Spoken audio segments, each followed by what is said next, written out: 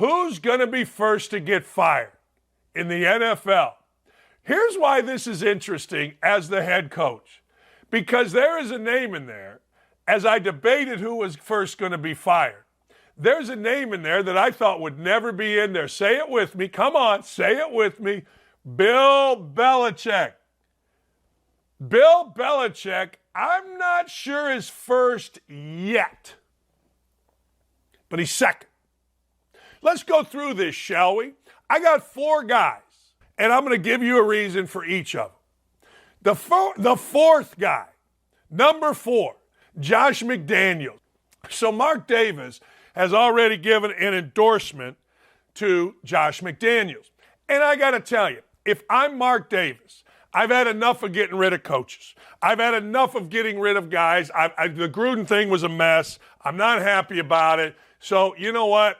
I'm probably not going to fire Josh McDaniels. But I will say this. I would think about it. I would see how this goes because I think McDaniels always is in play to get fired. I think he appears to be smug. I think he appears to be not over his head, but he just doesn't appear to be a guy that I want leading my football team. He just doesn't. I'm sorry, he doesn't. Number 3, and I got to tell you, I'm putting this guy in there. He could be higher, Frank Reich of the Carolina Panthers. Now you're saying to me, well, he's only been there 1 year. This is his first year. I mean, how can you fire a guy 1 year? I give you 2 words. Momentum. I'll give you 2 more words. Joe Biden style. 0-5. That's right. I said it. 0-5. And getting worse with the number 1 pick. And here's the deal. People are starting to catch on what I've been telling you. And that is the dude can't coach blind turkeys to take a dump. The dude is a pleaser. The dude is an acquiescer. The dude is a panderer. And you cannot be a panderer. You cannot be a panderer. If you, ladies and gentlemen, are going to coach, if you, ladies and gentlemen, are going to get mucho respect, if you, ladies and gentlemen, are going to quote Jeff Saturday, lead men. When you go 0-5 and you go 0-6 and you go 0, people start saying, hold on here. They start bringing the back receipts. What are the back receipts? Well, this guy got fired for Jeff Saturday. Now we're starting to see why this guy got fired for Jeff Saturday. Hold on. This guy really wasn't the offensive coordinator for the Philadelphia Eagles when they went and won the Super Bowl. Hold on. This guy actually isn't the quarterback whisperer that he's made out to be. Wait a second. He had Jacoby Brissett. He didn't make him into anything. He had Carson Wentz. He didn't make him into anything. Huh. Interesting. Matt Ryan was a bust. Huh. Fascinating. That's what happens when you lose. When you lose and you lose momentum, people start looking at what we call in coaching the list. What's the list? Like I got the list a couple years ago in a hit piece on me. Well, you know, he hangs up on callers. Well, you know, he told a woman he wouldn't go swimming. The list is there for coaches. It's always there. It just is. So you get the list going when you're 0-5.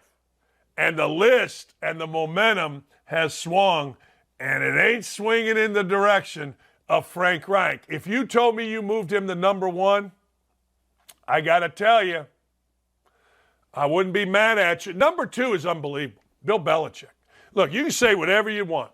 You can say that Bill Belichick is the greatest coach in the history of football, or you can say Bill Belichick is absolutely nothing without Tom Brady. You can go any way you want. Serious bit, you can go any way you want. Which way do you want to go? The Super Bowls, undeniable. Undeniable. They are absolutely incredible. They're undeniable. You can't do anything about it. There is nothing in there that you can say to take away those Super Bowls. But you can also say, time out here. Did you know that Bill Belichick's winning percentage without Brady is worse than Joe Philbin's? Did you know it's worse than Bill O'Brien's? Did you know any of this? Of course you didn't. That's why I'm here. I'm here to help. I'm here to help. I'm here to do what's right. I'm here to establish precedent for you so you can go out the rest of your day and you can wax philosophic. And then here's the other thing. And I don't know whether or not this matters or not. But yesterday, Belichick did a press conference.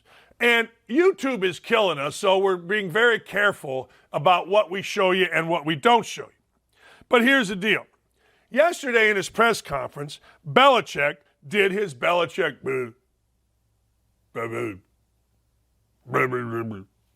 I'm starting over. You ever started? Yeah.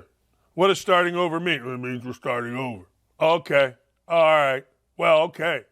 Well, that is all well and good when you're winning. That is all quirky when you're winning.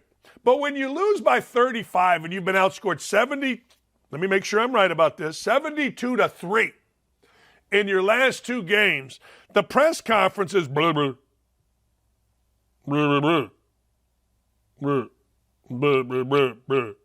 Did you know Drew Bledsoe was 5-13 with Belichick? Did you know this? I'm just saying. You guys can sit here and tell me I'm wrong, but if I am Robert Kraft, I'm looking at this, and we told you this was coming. When the divorce hit, this was obvious. We were going to have a scale. Here's the scale. Brady, Belichick. It ain't close. It's like Juanita Jordan getting $150 million.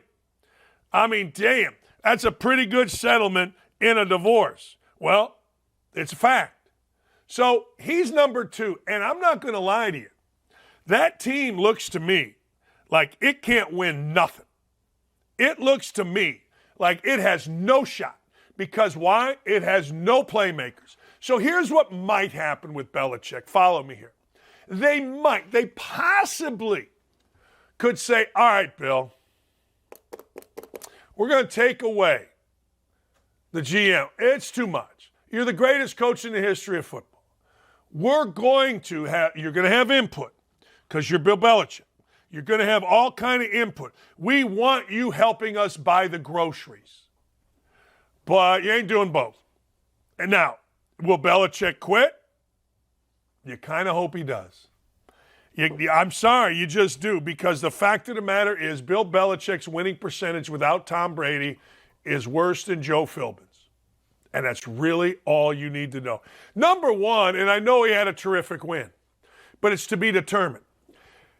Matt Eberflus. Matt Eberflus is the anti-Chicago. Matt Eberflus's defense is the Tampa 2. Sit back. Basically betting teams can't go on 12 to 14 play drives without turning it over. Hopefully kick a field goal, and then we go. Matt Eberflus's future is on the shoulders of Justin Fields, who looked all right. He looked all right. But here's the deal with Matt Eberflus. Matt Eberflus is selling and has been selling. We're getting close. We're getting close. The Broncos game, they got close. But the fact of the matter is, Matt Eberflus, ladies and gentlemen, you know what? He is number one. In my opinion, he's got to be number one.